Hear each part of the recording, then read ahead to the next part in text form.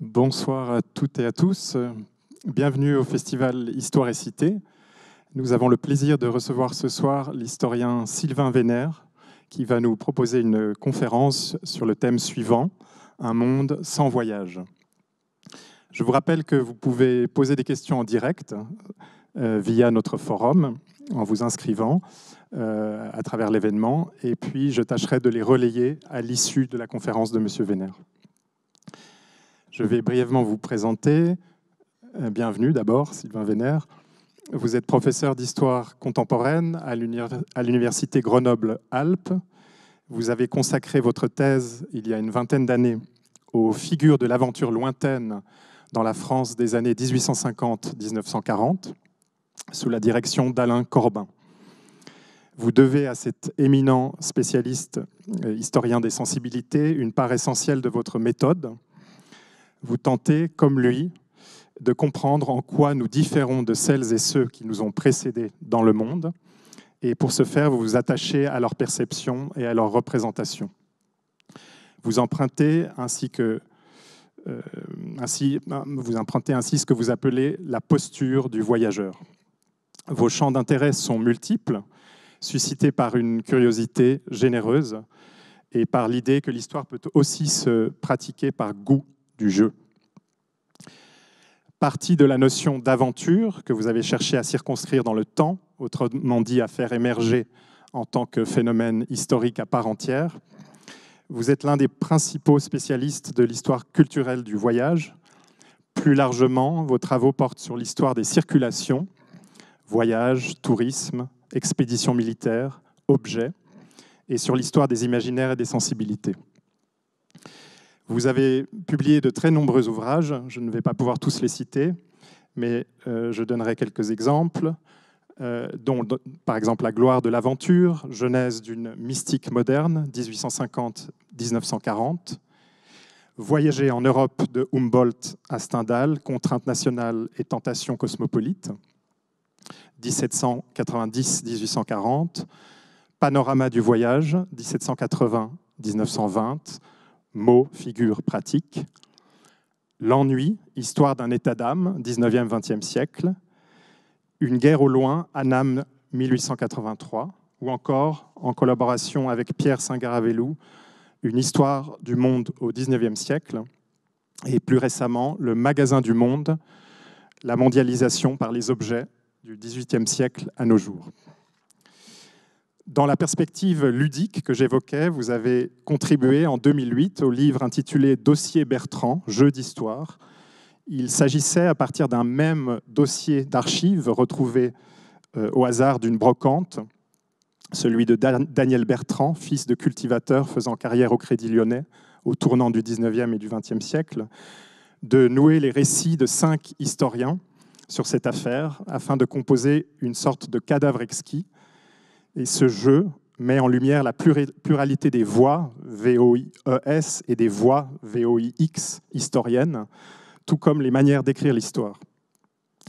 Vous vous êtes également distingué comme scénariste de bande dessinée en adaptant, avec le dessinateur Jean-Philippe Stassen, la nouvelle Au cœur des ténèbres de Joseph Conrad, le roman L'île au trésor de Stevenson ou encore Moby Dick de Melville. 3 grands textes qui explorent entre autres la question de l'aventure. Par ailleurs, vous êtes directeur de la collection Histoire dessinée de la France, dont l'objectif est de présenter un visage original et nuancé de l'histoire française, loin des images d'Épinal et des fantasmes passéistes. Nous vous avions d'ailleurs reçu il y a quelque temps, c'était en 2018, en compagnie du dessinateur Étienne Davodo à Histoire et Cité, pour évoquer le premier volume d'une collection qui devrait en compter 20. Donc ce soir, vous allez vous exprimer sur le sujet qui fait sans doute le plus écho à ce que nous vivons depuis 1 an, un monde sans voyage.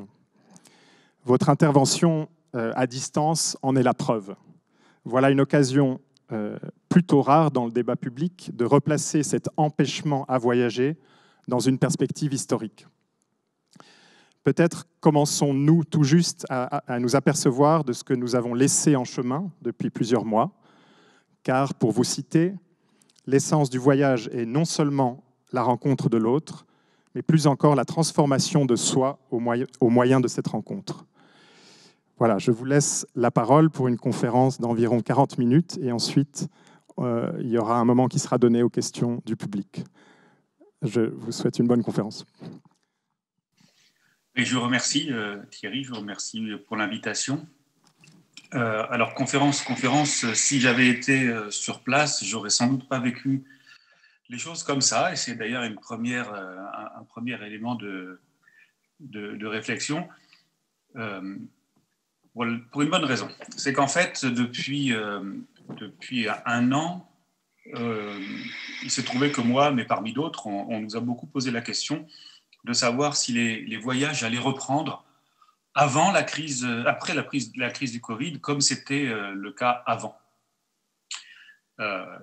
Cette question, elle s'est posée assez vite en réalité. Elle s'est posée assez vite dès le printemps 2020, puisqu'on était tous assignés à résidence, que la première chose qu'ont fait les différents États face à la pandémie, ça a été d'interdire le voyage.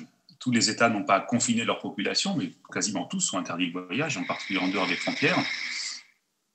C'était extrêmement frappant, cette idée que non seulement on ne pouvait plus voyager, mais que c'était une injonction médicale. Et donc on a on s'est posé la question. Il y avait aussi une sorte de petit espoir qui disait peut-être qu'on va se rendre compte à la faveur de cette crise que les voyages n'ont pas que des vertus, qu'ils ont des vices aussi, et qu'il serait peut-être bon d'interrompre notre frénésie de voyage, et en particulier de voyage d'agrément, de tourisme. Et que cette crise du Covid, quand elle frappe de ce point de vue-là, c'est-à-dire vraiment à partir du mois de mars 2020 en Europe, on la relie un petit peu à des mouvements comme le mouvement Flixcam qui était apparu en Suède en 2018, un fly shame, la honte de l'avion, en français, cette idée que nos voyages contribuent de façon importante, au moins autant que la consommation de viande, à détruire la planète. Alors, je me souviens bien que en avril dernier, interrogé sur la question, j'avais publié un petit article dans un quotidien français et par curiosité, je l'ai repris pour préparer cette conférence, disons. Et voilà comment finissait l'article. Bien sûr, nul ne renoncera à voyager lorsque la crise sera finie, mais héritier informé de l'histoire longue des voyages en chambre, dont nous aurons écrit tous ensemble un chapitre d'autant plus dense qu'il est mondial, nous serons peut-être plus mesurés dans notre manière d'arpenter la planète. Ça, c'était publié le 28 avril. Et en fait, je me souviens bien qu'à ce moment-là, à la fin du mois d'avril 2020, il était beaucoup question du monde d'après, avec cette idée que peut-être de cette crise, il allait naître un bien et que dans le monde d'après, on cesserait de répéter les erreurs du monde d'avant. Il me semble qu'aujourd'hui, presque un an plus tard, à la fin du mois de mars 2021, on n'en est plus tout à fait là. J'entends beaucoup moins parler du monde d'après dans les médias et dans le discours politique.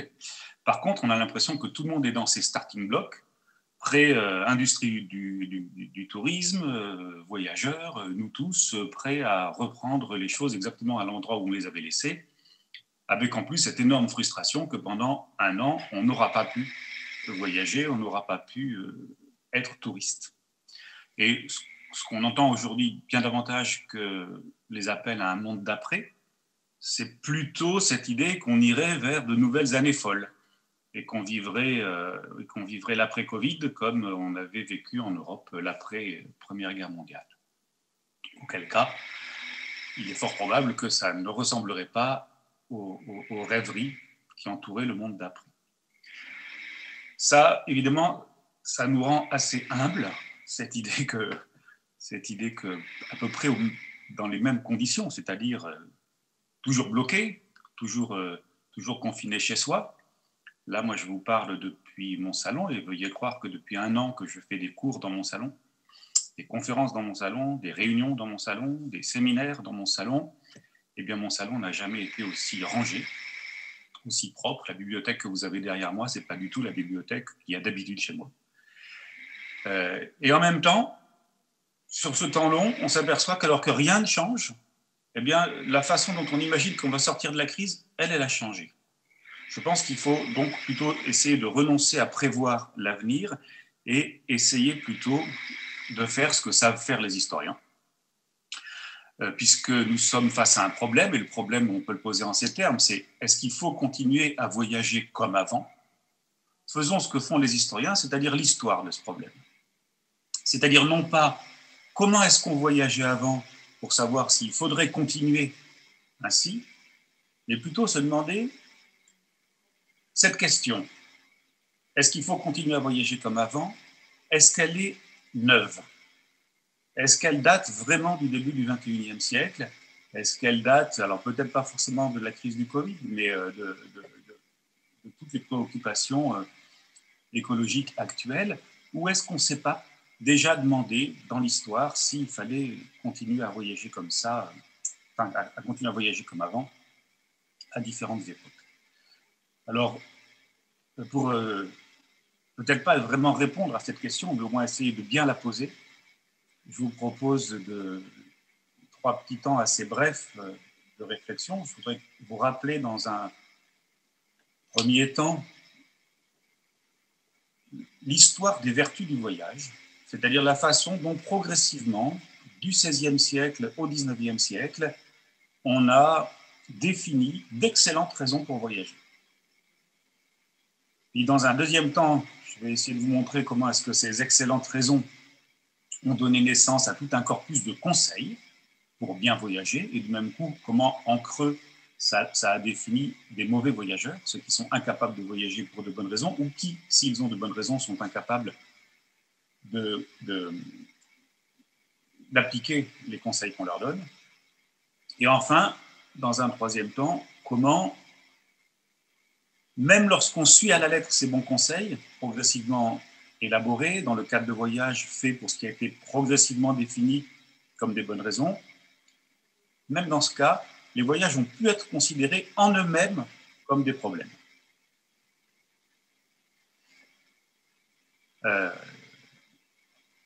Et je vais essayer de respecter le temps imparti, puisque chacun de ces points, évidemment, pourrait donner lieu en soi à de longs développements.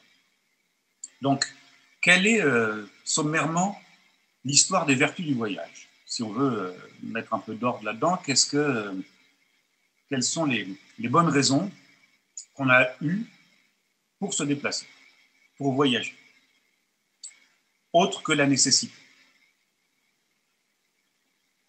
Je pense qu'on peut en trouver 3 globalement, même si j'en laisse un peu de côté, mais ça permet de comprendre ce qui se joue. On voyage d'abord pour apprendre, on voyage ensuite pour découvrir, et on voyage enfin, et ça n'est pas une petite affaire, surtout aujourd'hui que les médecins nous interdisent de voyager, on voyage pour se soigner. Alors on voyage pour apprendre, d'abord. C'est cette injonction qu'on résume dans ce proverbe qui nous vient du XVIe siècle, les voyages forment la jeunesse. Ça a été beaucoup répété à l'époque. On sait ce qu'en dit Montaigne dans les essais, mais je vais quand même vous donner cette citation qui est très belle. Le voyager me semble un exercice profitable. L'âme y a une continuelle exercitation à remarquer des choses inconnues et nouvelles, et je ne sache point meilleure école, comme j'ai dit souvent, à façonner la vie. Ce qui avait aussi été ramassé dans un quatrain de Joachim du Bellay, qui est fort connu. Heureux qui, comme Ulysse, a fait un beau voyage, ou comme celui-là qui conquit la toison, et puis est retourné plein d'usages et raisons, vivre entre ses parents le reste de son âge. Quelles que soient les images qui sont utilisées par Montaigne ou par du Bellay, de toute façon, le principe est toujours le même. Il s'agit de voyager plutôt jeune, quand le corps le permet, et qu'on a des choses à apprendre, et puis revenir, plein d'usages et raisons, c'est-à-dire plein d'expériences et de savoir, pour faire profiter sa patrie natale, de son savoir et de son expérience. Ça, on le sait, c'est ce qui a progressivement défini, à partir de la seconde moitié du XVIIe siècle, ce qu'on s'est mis à appeler le Grand Tour, c'est-à-dire ce grand voyage que les jeunes gens issus des milieux fortunés, britanniques, mais pas seulement, sur le continent également, entreprenaient à l'issue de leurs études. Ces voyages qui pouvaient durer 2 ans et même davantage, et qui étaient assez codés, puisqu'il s'agissait essentiellement de passer par les grandes villes d'Europe de l'Ouest en direction d'Italie pour aller sur place vérifier des connaissances qu'en fait on avait déjà acquises sur place.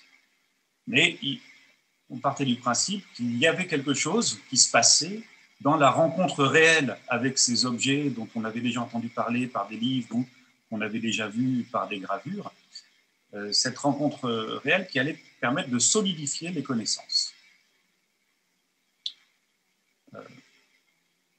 Donc, ça, c'est une première raison qu'on avait de voyager, qui était parfaitement légitime.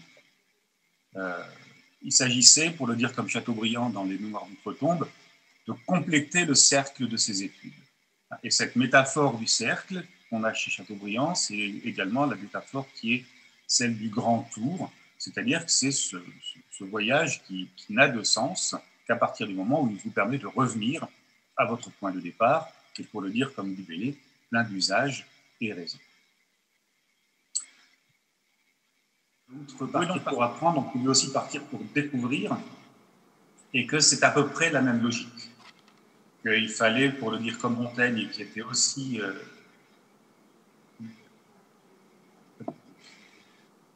le pédagogue de l'apprentissage. Écoutez, je suis très embêté parce qu'en fait, je m'entends avec 2 secondes de décalage. Je vais essayer de faire comme si ça n'existait pas. Fontenelle, je disais, après Montaigne, disait à peu près la même chose. Plus les yeux ont vu, plus la raison voit elle-même. Ce qui a, là où c'est un petit peu différent de l'idée selon laquelle on voyage pour apprendre, c'est que dans l'idéologie de la découverte, il y a ce sentiment que le mystère du voyage réside dans la rencontre. On ne fait pas un voyage si on ne rencontre pas autrui, si on ne lime pas sa cervelle contre celle d'autrui, comme le dit Montaigne. Si ça n'existe pas, vous ne faites pas un voyage, vous faites un trajet. Et cette conception-là, elle a été extraordinairement portée au XVIIe et surtout au XVIIIe siècle, vantée par des tas d'auteurs qui eux-mêmes ne voyageaient pas, songeons à Kant par exemple, sédentaire proverbial, mais qui disait qu'il fallait absolument, même si comme lui on ne voyageait pas, lire des récits de voyage pour connaître le monde. Et Kant, vous le savez sûrement, est aussi l'auteur d'une géographie extrêmement fautive, enfin une géographie. Derrière, il y a cette idée qui est importante à l'époque des Lumières, cette idée que le doux commerce est un des principaux moyens de perfectibilité de l'humanité. Que par le commerce, par la multiplication des échanges, par la multiplication des rencontres, on va préparer la paix à l'avenir. Et cette idée-là, on la retrouve au moment de la révolution des transports au XIXe siècle, où les nouveaux moyens de locomotion sont précisément présentés comme le moyen d'unir l'humanité, de l'amalgamer. Il y a au XIXe siècle, on pourrait parler de l'année 1869 du XIXe siècle, 69 comme d'une année érotique de ce point de vue. 1869, c'est le moment où on finit le chemin de fer transocéanique aux États-Unis, le chemin de fer qui relie le Pacifique à l'Atlantique, et où on ouvre le canal de Suez. Les deux moments sont extrêmement importants, puisque ce canal de Suez, on le présente depuis qu'on en a eu l'idée comme le moyen d'unir l'Orient et l'Occident. Alors c'est une union inégale, puisque c'est une union qui est faite à l'initiative de l'Occident, et de ce point de vue-là qui est très sexualisée, puisqu'on imagine un Orient féminin qui est transpercé par un Occident masculin. C'est ce qui est renforcé par la figure virile de Ferdinand de Lesseps, hein, qui, vous le savez sûrement, au lendemain de l'inauguration du canal de Suez, épouse une femme qui a 43 ans de moins que lui et à laquelle il va faire 12 enfants. Tout ça, ça autorise cette révolution des transports du 19e siècle, fondée sur cette idéologie de la rencontre dans le voyage, de la découverte. Ça va autoriser à penser le déploiement des voyages comme la circulation sanguine de l'humanité. Plus les voyages vont se multiplier, plus l'humanité permettra de croître.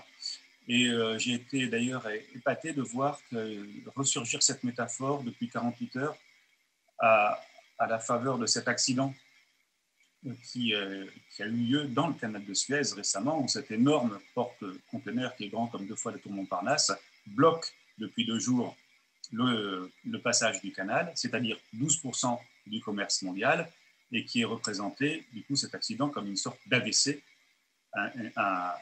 qui empêche la bonne circulation des échanges et des hommes à l'échelle de la planète.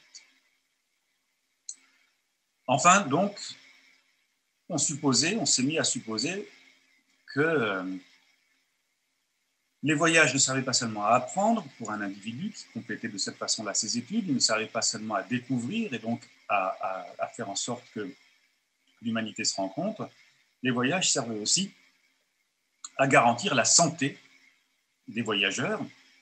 Cette idée-là est certainement très très ancienne, mais elle s'est solidifiée à partir du XVIIe siècle, lorsqu'on a, en fonction des différentes conceptions médicales du corps humain, qui ont fait du voyage la panacée dans un certain nombre de maladies.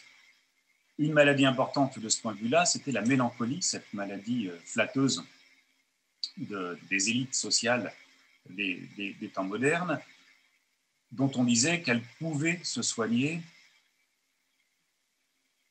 par le voyage, puisque l'homme, comme tous les objets de l'univers, dit Robert Burton en 1621, a besoin de mouvement, a besoin de diversité, et si vous étiez atteint de la maladie de la rate, la maladie de la bile noire, la mélancolie, on vous prescrivait de grands voyages, d'autant plus grands que vous apparteniez à l'élite sociale et que vous aviez les moyens de vous les payer.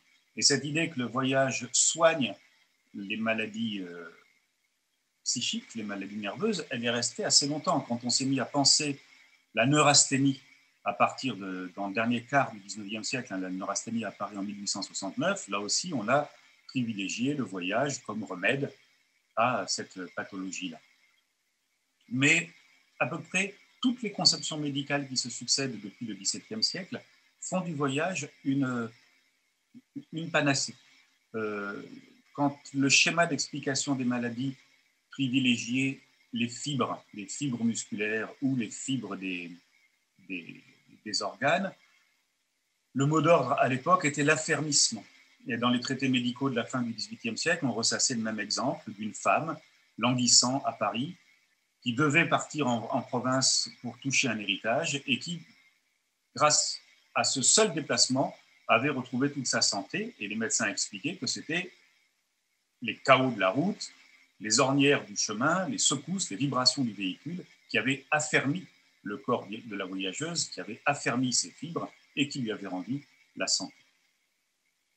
Mais sans doute la conception médicale qui a fait le plus pour le développement des voyages, c'est la théorie miasmatique, ce qu'on appelle parfois le néo-hippocratisme, qui se développe dans la seconde moitié du XVIIIe siècle. Alors, selon ce système-là de conviction scientifique, on imagine que les maladies sont causées par des facteurs environnementaux, notamment l'air et l'eau, dont l'absence de mouvement entraîne, par un processus de corruption, la formation instantanée de miasmes. En gros, si vous êtes malade à partir de la fin du XVIIIe siècle, votre médecin doit vous conseiller, à peu près quelle que soit votre maladie, de quitter l'environnement qu'on rend responsable de votre maladie. Ce que le docteur Laennec avait résumé au début du XIXe siècle par la formule « Il n'est pas de maladie qu'un changement d'air ne guérisse ou ne soulage ». Il en reste quelque chose, hein. Il en reste quelque chose puisque cette idée que ça va vous faire du bien de changer d'air, alors qu'aujourd'hui, la révolution pasteurienne aurait dû faire en sorte que plus personne ne croit aux vertus du changement d'air, ça reste quelque chose en quoi on croit. Donc bref, toutes ces conceptions progressives, depuis le XVIe siècle jusqu'au XIXe siècle, ont fait se sédimenter d'excellentes raisons de voyager. Des raisons morales de voyager. Et ça s'est accompagné de judicieux conseils que je voudrais développer dans un deuxième temps, des conseils pour bien voyager en fonction de ces impératifs moraux. Dans un premier temps, on a ramassé les conseils concernant le voyage éducatif, le voyage pour apprendre, dans des volumes d'arts apodémiques, d'art de voyager, qui apparaissent au XVIe siècle et qui se multiplient jusqu'à une période très récente. Donc, je reviendrai tout à l'heure sur le cas de la période très récente, mais qu'est-ce qu'on en dit au XVIe siècle, au XVIIe siècle, au XVIIIe siècle, à l'époque du Grand Tour? En gros, il y a 5 grands conseils qu'on donne aux voyageurs et qui, s'ils sont respectés, garantissent la vertu du voyage. Le premier de ces conseils, c'est d'avoir un plan. On ne part pas à l'aventure. On sait où on va et on respecte autant que possible le plan de son voyage. Le second conseil, c'est qu'on ne part pas ignorant. Un voyage se prépare par de longues lectures qui font que le voyage devient un voyage de vérification et qu'effectivement, on va retrouver sur place ce qu'on sait déjà, mais on va en avoir une autre appréhension par les sens, par les 5 sens. J'y reviendrai. Le troisième de ces conseils, c'est qu'il faut partir accompagné. On ne part pas seul sur les routes parce que c'est dangereux. Physiquement, il y a les risques des bandits, si on veut, ou les risques de se faire détrousser, mais on ne part pas seul, surtout parce que le danger est moral et qu'on ne peut pas seul délivrer le sens des spectacles qu'on observe. Le modèle qu'on a à l'époque, c'est le modèle du mentor de Télémaque. C'est Athéna qui se déguise en mentor et qui accompagne Télémaque sur le chemin qui doit lui faire retrouver Ulysse et qui lui explique sur la route tout ce que lui voit. Le quatrième conseil, et qui fait une énorme différence par rapport à nos pratiques actuelles du voyage, évidemment, c'est qu'il faut apprendre la langue des pays qu'on va visiter avant d'y aller. Alors sur place, on va la perfectionner, mais on ne part pas sans connaître la langue, donc pour les Britanniques, le français, l'italien, voire l'allemand. Et enfin, et surtout, il n'y a pas de bon voyage qui ne se traduisent pas par de volumineux carnets de notes. Et du XVIe au XIXe siècle, les arts du voyage, les arts apodémiques, ne sont pas avares de conseils sur la manière bien précise dont on doit prendre les notes de 2 façons, d'abord au crayon, à la volée, au fur et à mesure du chemin, puis le soir, quand on arrive dans sa chambre, où on les reprend à l'encre, en essayant cette fois-ci de donner du sens aux notes qu'on a prises à la volée. En général, d'ailleurs, on vous recommande de ces notes à l'encre de les recopier ensuite, au cas où si vous perdiez votre carnet, il vous reste le second carnet, la copie. Et puis tout ça s'accompagne de la pratique du dessin pour représenter les types, les scènes, les paysages qu'on a observés. Partir pour les 3 motifs que j'ai indiqués, partir en suivant ces conseils, c'est la garantie d'un voyage vertueux. Pour ce qui est de si vous partez dans une logique savante, dans une logique de découverte, on va ajouter encore autre chose. On va imaginer à ce moment-là, on va vous donner des instructions savantes. On va vous demander d'emporter des instruments de mesure, parce que vous pouvez être trompé par vos propres impressions, mais que si vous prenez la température exacte, si vous avez un baromètre, si vous avez un thermomètre, vous pourrez faire des mesures qui soient des mesures bien précises. Ce sera une des justifications des voyages photographiques à partir de la fin des années 1840, également rapporter des photographes.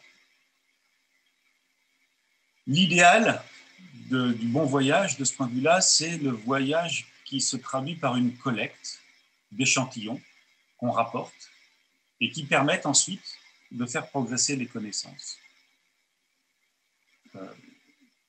C'est quelque chose à quoi on croit beaucoup et qui est plutôt astucieux et intéressant. On a plein d'exemples qui sont des exemples scandaleux parfois, puisque ce qu'on appelle un échantillon, une collecte au XIXe siècle, ça peut être beaucoup de choses, y compris des restes humains, voire des humains. Mais c'est aussi, on a des exemples de collectes comme ça qui ont véritablement permis de faire progresser les connaissances. Alors, il y a un exemple au moins qui est extrêmement célèbre, ce sont les collectes de pinsons et de tortues que Darwin fait aux Galapagos, qui ramènent ensuite en Europe et qui vont lui permettre par la suite de formaliser sa théorie de l'évolution reposant sur le principe de la sélection naturelle, même si Darwin n'était pas non plus exempt de tout reproche, puisque ces caisses contenant des pinsons et des tortues, il les avait mal étiquetées, ce qui lui a rendu extrêmement difficile, en fait, l'interprétation des objets qu'il avait rapportés.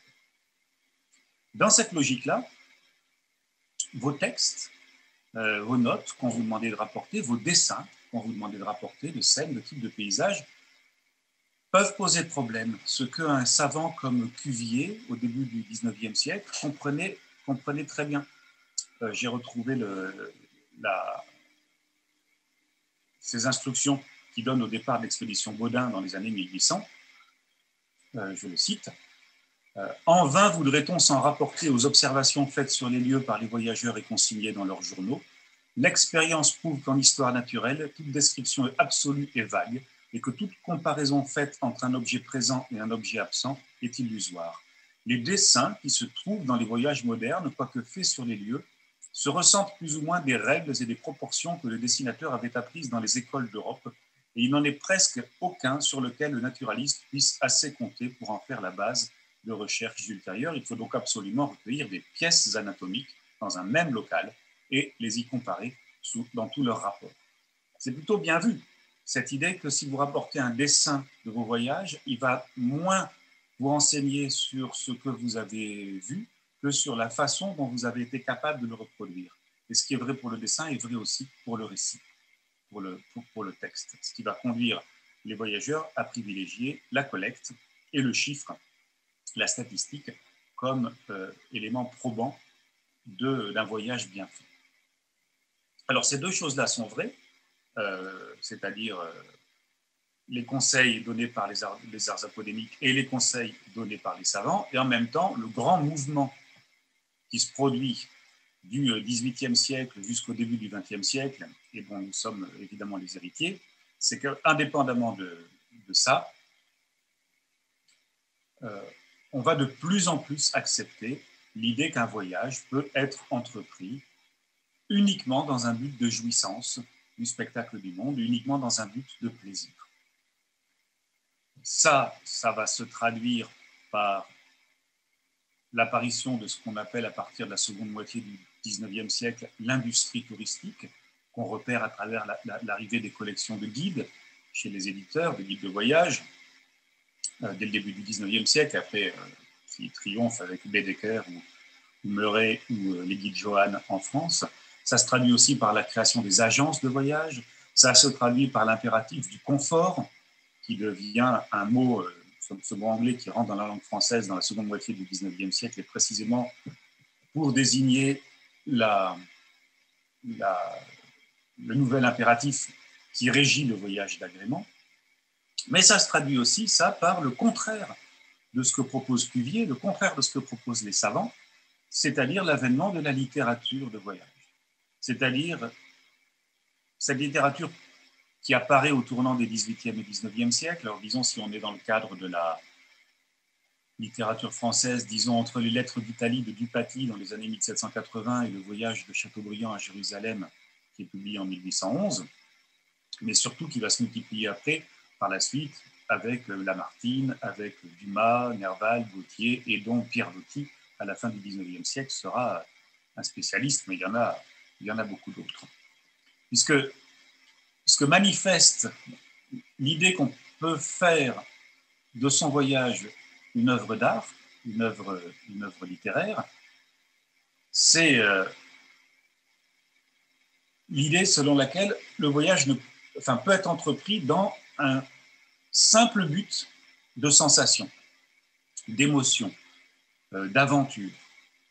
Et que le bon voyage, ce n'est pas nécessairement celui qui vous apprend quelque chose, des connaissances positives, ce n'est pas celui qui va permettre de faire progresser la science, mais c'est aussi celui qui va vous procurer le plus d'émotions que vous serez capable de retranscrire parce que vous avez du talent. Ça s'inscrit, puisque Thierry parlait tout à l'heure d'Alain Corbin, mon maître, ça s'inscrit dans un mouvement plus long, qui est le mouvement d'invention de ce qu'Alain Corbin appelle un temps pour soi au XIXe siècle. Cette idée qui émerge au milieu du XIXe siècle et qui triomphe, alors disons peut-être avec les congés payés en France en 1936 et de façon générale au XXe siècle, mais cette idée que vous devez avoir un temps dans votre vie, voire dans votre journée de façon générale, dans votre année ensuite, un temps qui ne soit pas un temps de travail et qui ne soit pas non plus un temps uniquement de récréation de la force de travail, mais un temps de récréation, un temps qui vous permette de vous construire. Et le voyage, à ce moment-là, le voyage touristique peut être ce temps-là. C'est tellement vrai qu'à partir des années 1860, les ecclésiastiques vont publier des guides de pèlerinage qui seront destinés à la fois aux pèlerins et aux touristes. Il devient légitime, du point de vue de l'Église elle-même, que quand on va à Lourdes, au sanctuaire de Lourdes, on peut aussi faire une excursion au cirque de Gavarnie, que les deux sont légitimes. Le pèlerinage perd à ce moment-là sa fonction strictement pénitentielle, où il est question de se mortifier, pour devenir aussi le moment d'une forme de plaisir. Alors tout ça prend, à partir de la seconde moitié du XIXe siècle, un aspect inquiétant aux yeux des élites sociales, dans la mesure où ça s'élargit à des catégories de plus en plus larges de la population. Alors vous allez me dire, mais de toute façon, jusqu'au début du XXe siècle, et même jusqu'encore maintenant, une grande partie des gens ne partent pas en vacances, une grande partie des gens ne voyagent pas, c'est tout à fait exact, et l'évolution est lente, mais ce qui est sûr, c'est qu'à partir des alentours de 1860, on se met à parler de la nécessaire démocratisation du tourisme, et la figure qui vient fixer ça, ce sont les trains de plaisir qui sont mis en place un peu partout dans le monde, alors en France à partir de l'été 1847, par les compagnies privées de chemin de fer, et qui vous offrent, enfin qui ne vous offrent pas d'ailleurs, qui vous vendent des billets qui sont à la fois des billets de train et des billets d'hôtel, et vous pouvez quitter, mettons Paris par exemple, la grande ville, le dimanche, dormir le dimanche soir dans un hôtel que la compagnie vous a réservé au Havre, et rentrer ensuite le lundi soir à Paris, parce que vous êtes un ouvrier des métiers qui gagne suffisamment d'argent pour de temps en temps se payer ce qu'on appelait au XIXe siècle la Saint-Lundi, c'est-à-dire à côté du dimanche chômé, le jour que vous allez prendre pour vous. Alors le problème évidemment, c'est que ces gens sont de plus en plus nombreux, nous sommes de plus en plus nombreux à voyager d'une façon ou d'une autre en fonction de ces bonnes raisons de voyager et en essayant et en appliquant les bons conseils pour voyager, et que même si on le fait, et je vais en finir par là en quelques minutes, c'est source de problèmes. C'est source de problèmes parce que si les gens sont très nombreux à le faire, alors une grande partie d'entre eux, de toute façon, ne sera pas capable de mettre en pratique les conseils pour bien voyager. C'est une vieille critique qui est faite au voyage, et ça depuis au moins le XVIIIe siècle, qui consiste à dire une grande partie des gens, finalement, n'apprennent pas de leur voyage. Je vous cite Rousseau dans les Mille. Il y a beaucoup de gens que les voyages instruisent encore moins que les livres, parce qu'ils ignorent l'art de penser, que dans la lecture, leur esprit est au moins guidé par l'auteur, et que dans leur voyage, ils ne savent rien voir d'eux-mêmes. Cette idée que les voyages, ça entraîne à la dispersion de l'esprit, cette idée que ça entraîne à la frivolité, cette idée que ça éloigne l'homme des choses essentielles, c'est une vieille critique que on a encore évidemment beaucoup aujourd'hui, et qui aujourd'hui est renouvelée par la question de savoir ce qu'on apprend de nos voyages. Et d'ailleurs, ceci est un peu intéressant, puisque via Internet, on peut voir et entendre, on peut voir des spectacles du monde entier et les entendre depuis le monde entier. Si vous descendez en bas de chez vous, dans les restaurants, depuis maintenant presque un siècle, vous pouvez goûter des spécialités du monde entier. Donc en fait, la vue, l'ouïe, le goût ne sont plus vraiment caractéristiques de l'expérience du voyage, puisque ces sens-là, vous pouvez les utiliser sans véritablement sortir de votre lieu de vie pour découvrir le monde. Et finalement, dans l'expérience actuelle des voyages, les sens qui demeurent des sens extrêmement importants et originaux, c'est plutôt l'odorat et le toucher. Et ça, c'est quelque chose dont on fait souvent l'expérience aujourd'hui quand les gens racontent leur voyage. Ils rapportent volontiers leurs expériences de voyage, de moins en moins à ce qu'ils ont vu, et de plus en plus à ce qu'ils ont senti et à ce qu'ils ont touché, et à cette idée que même quand la vue est en jeu, c'est l'ensemble du corps qui est là. Vous allez à Balbec, vous connaissez les ruines de Balbec, mais vous êtes épaté quand vous êtes dedans de leur gigantisme, dont vous ne pouvez avoir qu'une impression qu'en confrontant votre propre corps à ces ruines gigantesques. Et ça, c'est intéressant parce que ces sens-là, l'odorat et le toucher, étaient plutôt les sens les plus méprisés, notamment par exemple par les anthropologues européens du XIXe siècle. Les sens nobles, la vue, l'ouïe, étaient plutôt les sens aiguisés dans la logique racialiste du XIXe siècle par les Européens, l'odorat, le toucher étant plutôt les sens sauvages.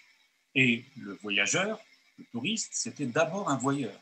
C'était d'abord quelqu'un qui utilisait essentiellement son regard. Aujourd'hui, ce n'est plus le cas.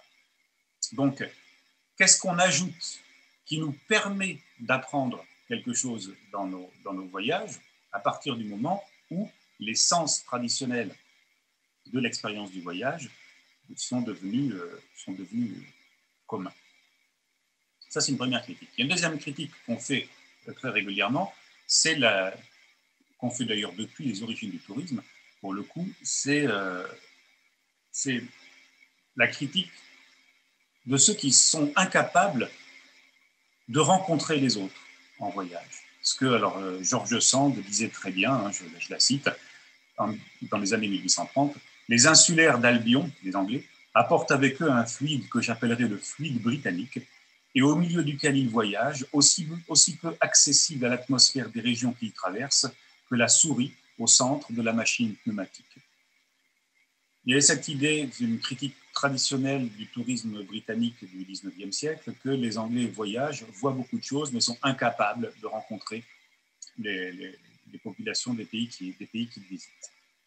Que le corps du touriste, il est peut-être en mouvement comme aucun autre corps ne l'a été depuis le début de l'histoire humaine, mais il n'entre pas en communication avec les autres. Cette critique-là, elle fonde depuis le début du XIXe siècle la stratégie de distinction de ceux qui pensent qu'ils sont des vrais voyageurs, parce que contre les touristes, eux sont capables de réussir la rencontre avec l'altérité, qui est le signe distinctif du voyage. Or aujourd'hui, depuis la seconde moitié du XIXe siècle, avec une grande accélération depuis la seconde moitié du XXe siècle, les modalités du voyage touristique en masse, comme on le critiquait déjà à la fin du XIXe siècle, rendent cette critique-là extrêmement forte. Il suffit de penser aux gens qui partent exclusivement dans des resorts à l'étranger, dans des petites îles entièrement consacrées aux touristes, d'où ils ne sortent pas. Et puis enfin, la troisième et la dernière de ces critiques, celle qui a été beaucoup agitée l'an dernier, en mars-avril, au moment du premier confinement, du grand confinement, c'est la critique faite aux touristes, parce que précisément ils voyagent en masse, parce qu'ils sont de plus en plus nombreux, de détruire le monde qu'ils prétendent chérir. Dans un premier temps, c'était une critique sociale. Quand George Sand se plaint, je la cite, des touristes, véritable plaie de notre génération qui a juré de dénaturer par sa présence la physionomie de toutes les contrées du globe et d'emprisonner toutes les jouissances des promeneurs contemplatifs. George Sand ne fait que critiquer les mauvais touristes contre elle qui, à ce moment-là, serait une vraie voyageuse. On a beaucoup de critiques de ce point de vue-là de l'élite sociale à propos justement des gens qui prennent les trains de plaisir ou de façon générale de tous ceux qui, par la suite, à partir des années 1930, vont bénéficier des congés payés. Mais il y a quelque chose de plus important, c'est ce sentiment que parce que justement les touristes voyagent en masse, parce qu'ils bénéficient de l'industrie touristique, ils détruisent les sites eux-mêmes. Et le mot d'ordre de la démocratisation du tourisme à partir de la seconde moitié du XIXe siècle, il s'est accompagné nécessairement de la part de l'élite touristique, alors les Touring Club par exemple, le Touring Club de France qui est créé en 1890, de l'accusation de vandalisme, un vandalisme qui concernait les monuments historiques, qu'on s'était mis à penser comme tel à partir du début du XIXe siècle, mais surtout la nature. Et donc à partir de la fin du XIXe siècle, on a créé des tas d'associations.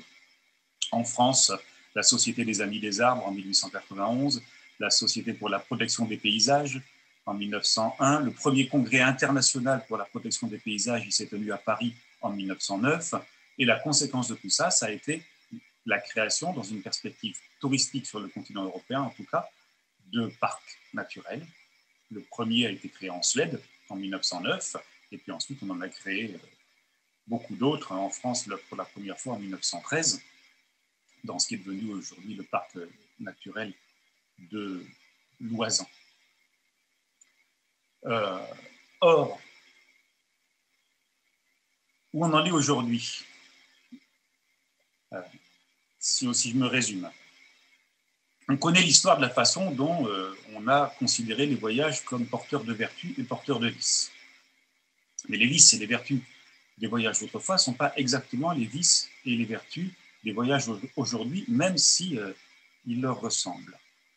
Ce qui est ironique dans ce qui nous arrive, tragiquement ironique, dans ce qui nous arrive depuis mars, c'est que si on regarde cette séquence historique du point de vue de l'histoire des voyages, c'est qu'on a été parqués nous-mêmes depuis mars, exactement comme nous avons parqué la nature depuis un siècle pour préserver des espaces privilégiés du voyage. Alors, cette ironie de l'histoire, je ne sais pas du tout si elle aura des conséquences positives et j'en suis moins convaincu que je pouvais l'être en avril dernier. Ce que je sais évidemment, c'est que l'histoire ne se répète pas, qu'on invente toujours, on aménage, on s'approprie les héritages du passé, on les transforme, le plus souvent insensiblement. Le plus souvent insensiblement, c'est là-dessus que je voudrais conclure.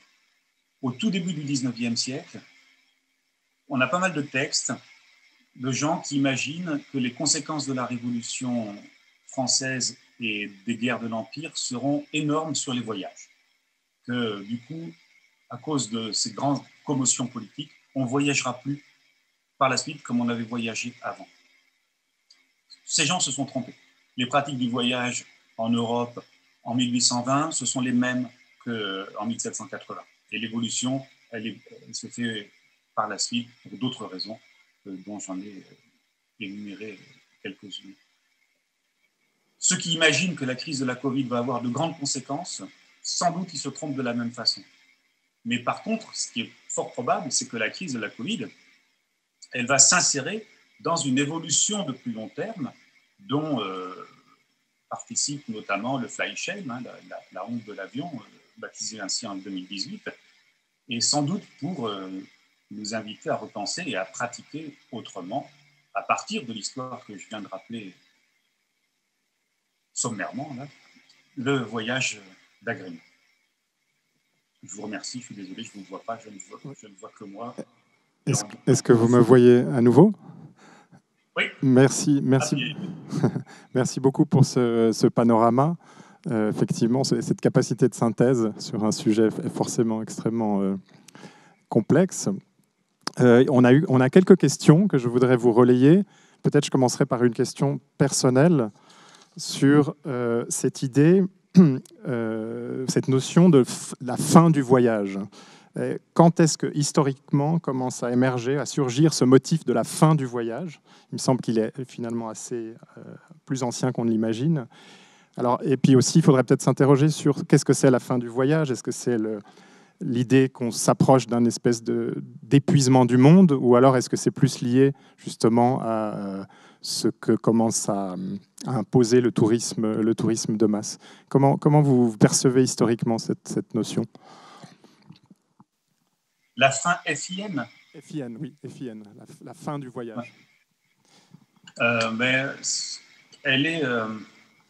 il me semble que le problème, c'est qu'elle est constitutive de l'imaginaire du voyage lui-même. C'est-à-dire qu'on l'a toujours... on se l'est toujours représenté comme ça. Je peux vous donner 2 exemples. Enfin, même 3 d'ailleurs. Quand on commence à codifier les voyages de découverte dont je parlais tout à l'heure, vous avez tous ces textes du XVIIIe siècle qui expliquent comment est-ce qu'on doit faire un bon voyage savant. Au même moment, vous avez par exemple cette lettre sur les voyages de Béat de Murat qui explique que les voyages ne servent à rien. Que tout ce que vous apprenez en voyage, vous pouvez l'apprendre très bien autrement, par des livres et par des leçons, et que de toute façon, sur les grands chemins, vous allez pas être capable, sans doute, de comprendre, de délivrer le sens des spectacles que vous allez observer. De la même façon, un siècle plus tard, quand se développe le tourisme et qu'on invente cette figure nouvelle de touriste, le mot apparaît au début du XIXe siècle, précisément pour désigner celui qui ne voyage que dans un but de jouissance du spectacle du monde, ce touriste-là, il est immédiatement considéré comme une figure ridicule qui est incapable de se donner les moyens de réaliser son propre désir, et c'est contre lui qu'on promeut cette figure du vrai voyageur, cette élite intellectuelle, esthétique et évidemment sociale qui serait capable de voyager véritablement. Et ça va se reproduire ensuite quand on va créer cette figure moderne, si séduisante, de l'aventurier ou de l'aventurière, c'est-à-dire ces gens qui sont capables de partir hors des sentiers battus, de risquer leur vie aux confins du monde, uniquement pour ressentir des émotions, pour vivre des aventures et pour donner un sens à leur propre vie, hein, ce qui se raconte beaucoup au tournant des 19e et 20e siècles. Or, pourquoi est-ce que c'est au tournant des 19e et 20e siècles qu'on a vu émerger cette figure nouvelle de l'aventurier et cette mystique moderne de l'aventure? C'est parce que précisément à ce moment-là, on disait les moyens de transport et de communication sont plus sûrs et plus rapides que jamais. La quasi-totalité de la planète est désormais colonisée par l'Europe, donc c'est la civilisation européenne qu'on va retrouver un peu partout sur tous les continents. Et de toute façon, il n'y a plus de taches blanches sur les cartes, il n'y a plus d'endroits qui soient inconnus. Donc, où que vous alliez, vous allez retrouver l'Europe, la sécurité et le même. Et l'aventure se constitue à ce moment-là, en particulier comme matière romanesque, précisément pour lutter contre ce sentiment qu'on a d'une fin des voyages. Merci. Une question de Paola, donc il faut retourner un petit peu avant dans votre exposé, qui vous demande, les bénéfices évoqués du voyage sont surtout, entre guillemets, passifs. On en retire quelque chose. Est-ce que des textes développent ce que le voyageur pourrait apporter lui-même dans les lieux qu'il visite?